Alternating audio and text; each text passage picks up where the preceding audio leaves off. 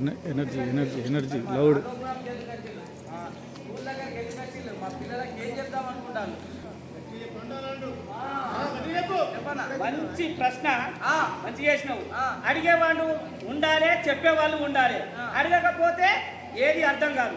చెప్పేవాళ్ళు ఉంటే అప్పుడు అర్థమవుతుంది. కాబట్టి మేము మన వరంగల్ నుంచి ఎందుకు వచ్చినామనంటే, చదువుకునే పిల్లలను ఆట పాట వయసు పిల్లలకు గ్రామాలలో కానీ పట్టణాలలో కానీ జిల్లాలలో కానీ పెళ్లిళ్ళు చేస్తే, అంటే బాల్య వివాహంలో పెళ్లిళ్ళు చేస్తే వారు ఏ విధంగా బాధపడతారు, జరగబోయే నష్ట కష్టాల గురించి వీళ్ళకి వివరంగా చెప్పడానికి వచ్చినామన్నమాట. అంటే చిన్నతనంలో చదువుకోకుండా పెళ్లి చేసుకుంటే ఏం నష్టాలు జరుగుతాయని మీరు చెప్పడానికి అంతేకాదు, ఓకే, మన పాటల ద్వారా, ఆటల ద్వారా, నాటిక ద్వారా మరి మనం వాళ్ళకు కండ్లకు కట్టినట్టు అరటి పండు ఒలిసి నోట్ల పెట్టినట్టు చెప్తాం. తిందామారా? అరటి పండు కూడా తింటాం మేము.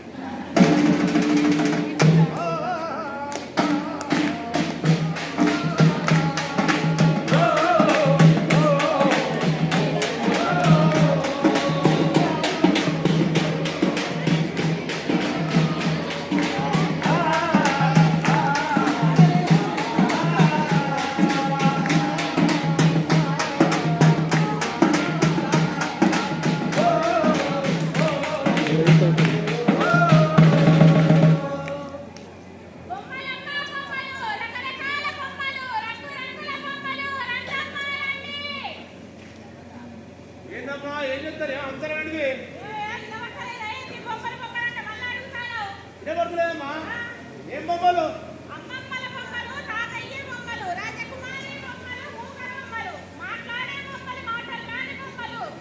మాట్లాడే బొమ్మలు అంటారా? ఒకసారి మాట్లాడి. ఓ మాట్లాడే బొమ్మ. ఏం పేరు నీ పేరు? నా పేరు రాజకుమారి. మాట్లాడతారుగా రాజకుమారి పేరు వచ్చింది. చిన్నప్పుడు స్కూల్ పోయింది, చదువుకున్నది, తన కాలం నిలబడింది కాబట్టి రాజకుమారి అయింది. మరి భూగమ్మ అని నా పేరు ఎందుకు వచ్చింది? తను స్కూల్ కు వెళ్ళలేదు, చదువుకోలేదు, చిన్నతనంలోనే పెళ్లి చేశారు కాబట్టి తను మూగది అయిపోయింది. ఏం అర్థం అవుతుంది? నా మైండ్ అంతా ఖరాబ్ అవుతుంది. అసలు ఏం అర్థమవుతుంది? ఒక బొమ్మది, నేనొక బొమ్మది, ఈ చుట్టూ ఉన్న జనాలు కూడా బొమ్మలే. ఈ బొమ్మలకు వచ్చాను, చూపించడానికి వచ్చాను, చూసేయండి.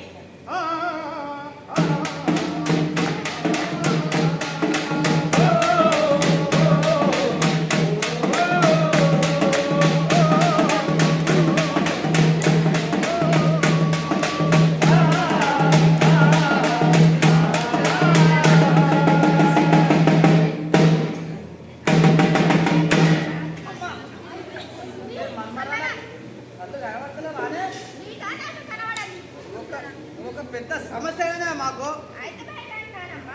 ఈ సమస్యల మూట అంటే ఏంటి? అమ్మ కూడా నన్ను పదే పదే సమస్యల మూట అంటే అసలు ఈ సమస్యల మూట అంటే ఏంటి?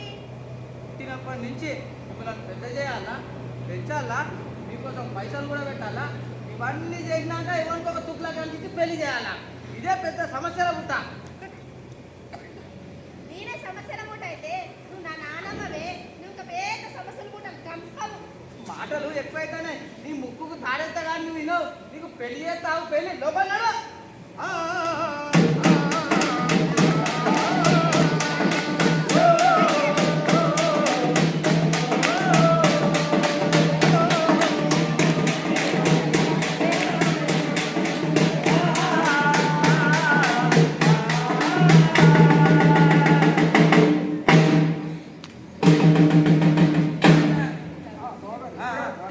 ఇప్పుడే వస్తాను. మధ్యలో మంచిగా సలహా చేయమంటు చెప్పు. అమ్మాయిని తీసుకెళ్ళి అమ్మాయి బొమ్మ తర్వాత ముందు కట్న కాంతాల గురించి మాట్లాడు. బంగారం ఇస్తావా, కులం ఇస్తావా, ఇల్లు ఇస్తావా, డబ్బు ఇస్తావా, ఏమిస్తావో అది ముందు చెప్పా.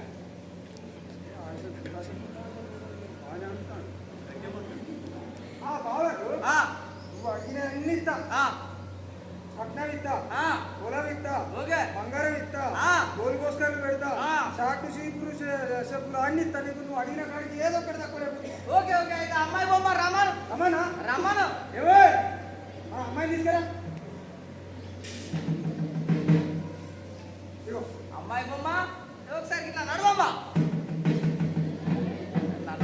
కాళ్ళు ఉన్నాయంటేరా అమ్మాయి బొమ్మ ఒకసారి ఇట్లుకమ్మా కాళ్ళు కూడా మంచిగా పనిచేస్తాయి మరి పనులు ఉన్నాయో చూడాలి ఎరా మనం అమ్మాయి బొమ్మ ఒకసారి పనులు చూపెట్టమ్మా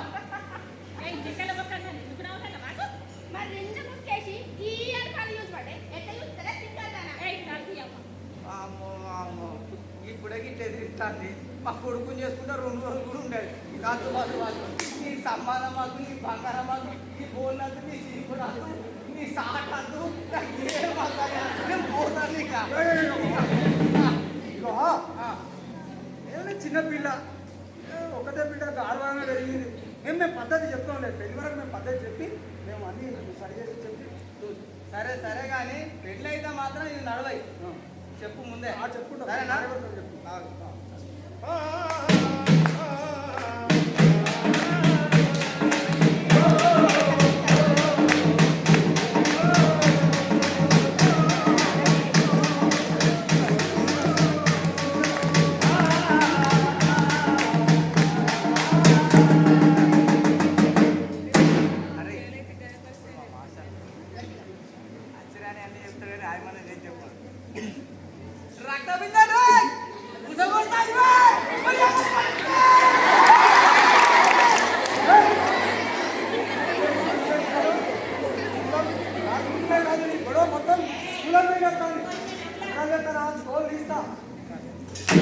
అరే ఇవాళ మనం మన భారతదేశంలో 2 గొప్ప మహిళల గురించి చెప్పుకోదలుచుకున్నాం మన పాట ఆ మహిళ ఎవరు అని అంటే భారతదేశం నుండి మొట్టమొదటిసారిగా అంతరిక్షంలో కాలుపెట్టిన మహిళ కల్పనా చావ్లా ఆ తర్వాత మరి ఇంకొక వ్యక్తి పోయింది ఆమె సునీతా విలియమ్స్ ఆమె అక్కడ కొన్ని ఇబ్బందుల వల్ల అక్కడే ఆగిపోయి 9 నెలలకు మళ్ళీ మన భూమి మీద అడుగుపెట్టింది ఇంత గొప్ప వ్యక్తులు మన భారతదేశానికి ఉండడం మనం గర్వంగా ఉంది వాళ్ళు మంచి ఉన్నతమైన శాస్త్రవేత్తలుగా ఎదిగారు ఉన్నతంగా ఉన్నారు వాళ్ళ కాళ్ళ మీద వాళ్ళు నిలబడగలిగారు అలాగే మనమందరం అలాగే బాగా చదువుకొని ఉన్నతంగా ఉండాలి అనేది ఈ పార్టీకి ఆలోచనము బామ్మ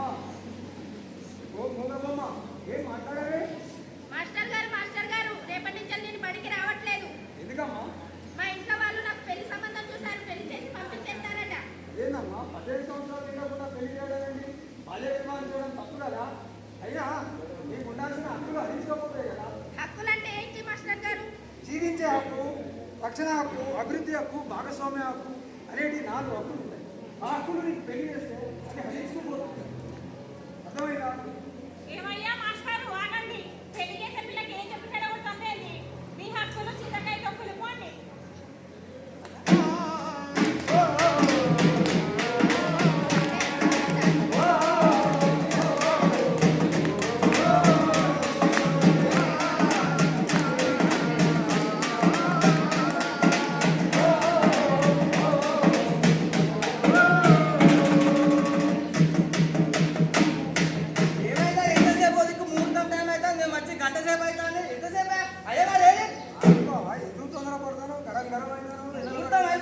నీకు ఏమైనా పిల్లలు తీసుకొని రాగానే అయిపోతుంది పిల్లో నేను ఎన్ని చూసుకోవాలి ఆకు జరాన్ని అన్ని చేసినా ఫోన్ చేసినా అయిపోయింది అయ్యా కూడా వచ్చిండు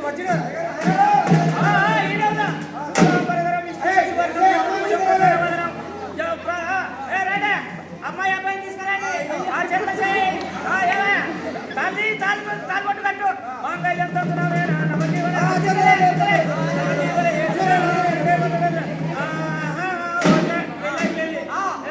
బాబు మంచి పెళ్లి చేసాం శుభ్రంగా ఒక్క డాన్స్ పాట కొట్టబ్బా మాయదారి మైసమ్మ మైసమ్మ మనం మైదానం పోదమే మైసమ్మ మాయదారి మైసమ్మ మైసమ్మ మనం మైదానం పోదమే మైసమ్మ ఏం చక్క డాన్స్ కూడా అయిపోయింది పాట అయిపోయింది పద్యం అయిపోయింది ఏమయ్యా పెళ్లి కొడుకు తండ్రి నాకు ఆ పెళ్లి చేసిన సంభావన ఇచ్చేస్తే నా సంతానం నేను పోతా ఇంకో పెళ్లి ముహూర్తం ఉన్నది ఇంత ఎర్రబాబు ఇంత కందిబాబు ఇంత చిట్టబాబు చిట్టపండు ఇన్ని మిర్చీలు సంభావన ఇచ్చి పంపకపోవా ఆ మిర్చీలు బజ్జీలు అవన్నీ నీ దగ్గర ఉంచుకో కానీ ఇప్పుడు ఫోన్ పే గూగుల్ పే వచ్చింది ఇలాంటి పెళ్లి చేస్తే చాటుగా నీ సెల్ నుంచి ఫోన్ పే అన్నా గూగుల్ పే అన్నా కొట్టు జర చూసి కొట్టు అంతకన్నా సంభావన మంచిగా కొట్టు నాయన ఓకే ఓకే ఆయన పెట్టు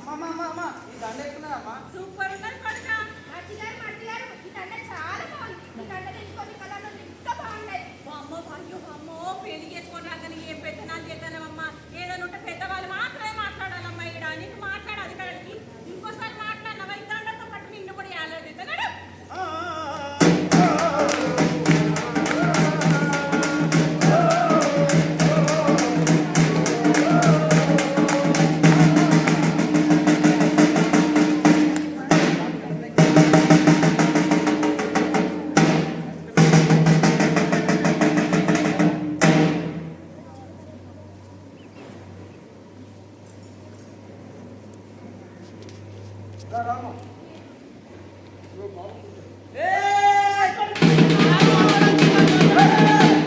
నేను హాస్పిటల్ అనుకున్నాడా పిల్ల కూడా అనుకున్నా బాబు పుట్టాడు అని ఆరోగ్యంగానే ఉన్నాడు. నేను చెప్పేది వినండి, నా మాట వినండి. బాబు పుట్టాడు బాగానే ఉన్నాడు, కానీ ఆ అమ్మాయి తల్లి లేదు. నేను చాలా ప్రయత్నం చేశాను కానీ కాపాడలేదు.